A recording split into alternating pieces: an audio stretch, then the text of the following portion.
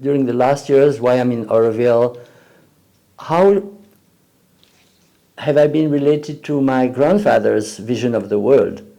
So actually, I found a photo of him and I put it over there, and I keep it in my meditation. Sometimes I greet my grandfather and I thank him for the beauty of the vision he had of the reality of the world, and that I'm actually, I can see I'm implementing here in Oroville. Like, my grandfather was a physiotherapist. He spoke 5 languages. He spoke Esperanto, which was an attempt to create a worldwide language that humanity could share. So he was already into human unity.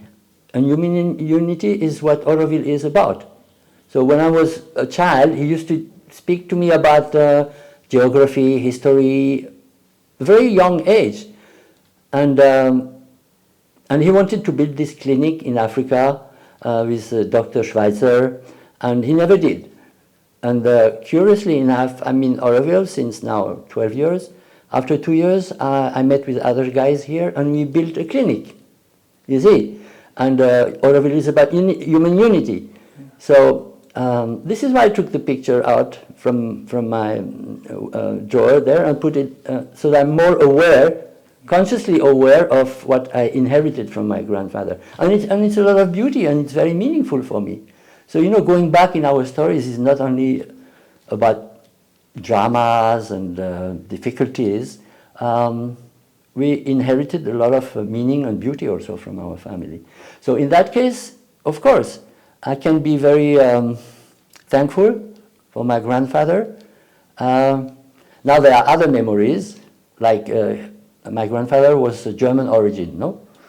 Like invaders in France before last World War. And he was put in jail, you know, and my grandmother, his wife, had to flee from our birthplace with 3 children and hiding golden coins in her bra to feed them because they were German in France. So I also inherited of this, you see, like the sense of injustice, of considering humanity's madness through wars, you know.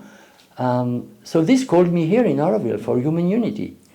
But I'm also, I can say I'm very sensitive to injustice myself.